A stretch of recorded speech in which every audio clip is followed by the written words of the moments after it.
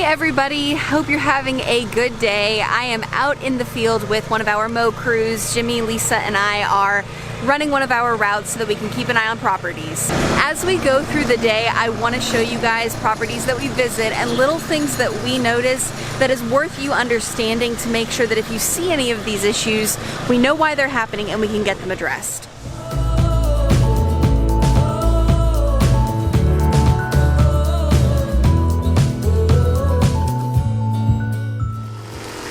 Behind me is a property that we've been taking care of for a little over a year. So it's gotten a full course of fertilizer treatments and it's gotten a good aeration and seeding.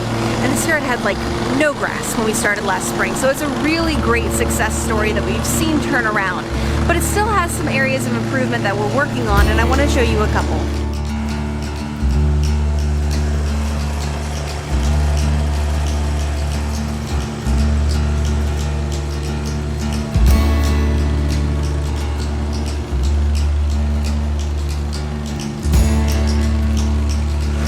Ditches are just really tough in general. They're always going to be a water issue because all that water just stands there and runs there and sits there. They're also going to be a compaction issue a lot of the time because, as you can see, those sides are really steep and most companies can't get an aerator on it.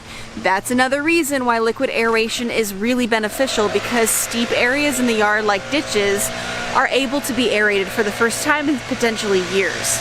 So all these ditch problems, wetness, compaction, heat from the road, that ends up becoming an environment that's a lot more appealing to weeds instead of to grass.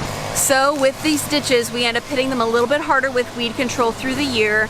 We do that liquid aeration, or we try to, and we seed it a little bit more heavily to give it a good shot.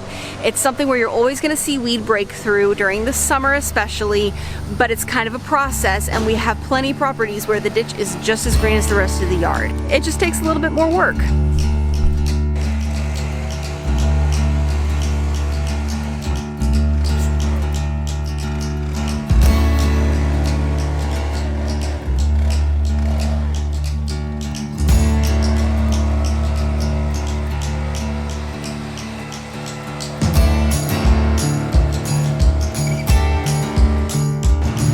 Look at that nutsedge. That is all nutsedge. This is when nutsedge becomes a problem. It looks kind of funny and unattractive when it's just here and there, but when it's the whole yard, you might as well start a horchata business. And look at those clumps. That is what we're talking about when we say that that is something you need to bag. There's no reason to be leaving clumps like that on your lawn. So this behind me is another lawn of ours that we are super happy with. We've seen a lot of success in about a year and a half since we started with this property. It got a little bit of fungus, and we've done a fungicide treatment, and it's actually recovering really well already, which is awesome. But down here by the road, and I'll show you in a second, it is substantially more dry in appearance than the rest of the lawn. Up in the main part of the turf, it is dark green and healthy and happy. But by the street, it's a little bit lighter brown. So let me show you that.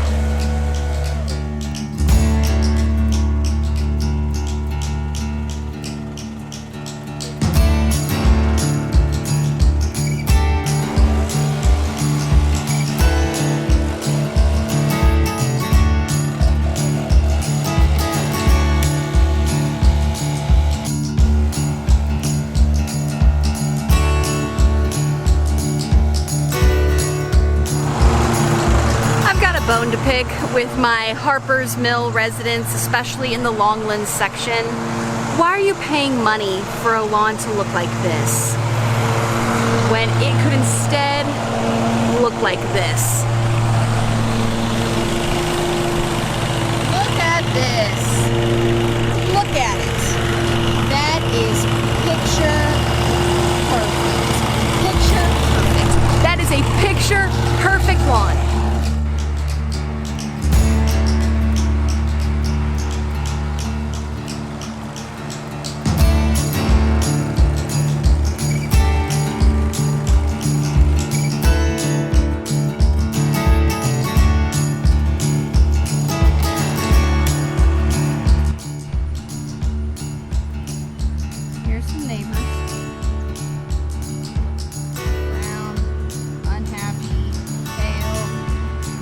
there's picture perfect.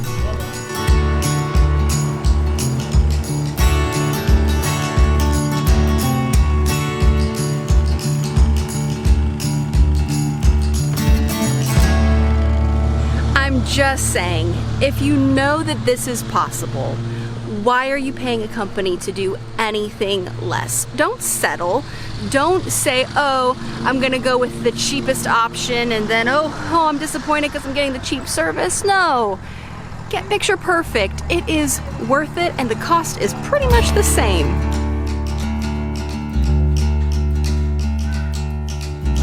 Here's another one that was starting to fall down a little bit this summer from fungus, but we got a fungicide application down about a week and a half ago and it's looking a ton better. So we got to this property and one of our good friends, the Ramsey Brothers of Ramsey Designs Landscaping, are doing an installation in the backyard and it's gonna look awesome, but I just wanted to show you these guys. Say hey everybody. Hey YouTube, hi YouTube. These are some of the best landscapers in the RVA area, so you really want to work with them if you are able to find a project for them to do. They can do it all. Give them a call. Ramsey Brothers, they are awesome.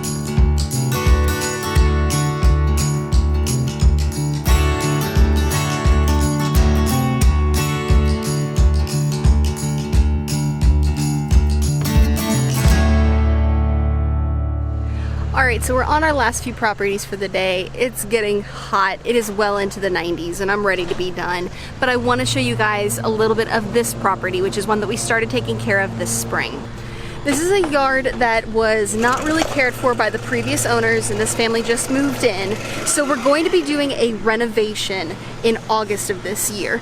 And what that involves is where we just kill everything off. We just wipe the slate clean, do a heavy aeration and seeding. We're doing a core aeration instead of liquid aeration because we need to establish that lawn. But it turns all of the Bermuda and nasty weeds and unhappy, unhealthy fescue into something gorgeous for next year. So this is actually a great example of a heat-stressed lawn. You can see how that fescue is that purple color turning into brown that we talked about as being a clear indication of heat stress. And across the yard, it's a lot of thin, unhealthy, unhappy fescue. And then if we come up here, all of a sudden it's green. And that's because it's Bermuda. It's a lot of Bermuda and some crabgrass, and it's just nasty. So we're gonna clear all of that out so that we're able to start with a fescue lawn this time next year. So we're gonna renovate, start over, get off on the right foot next year.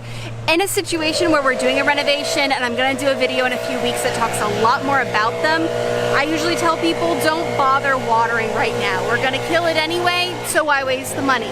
We do recommend starting to run that water though before aeration so that those cores can get into the ground.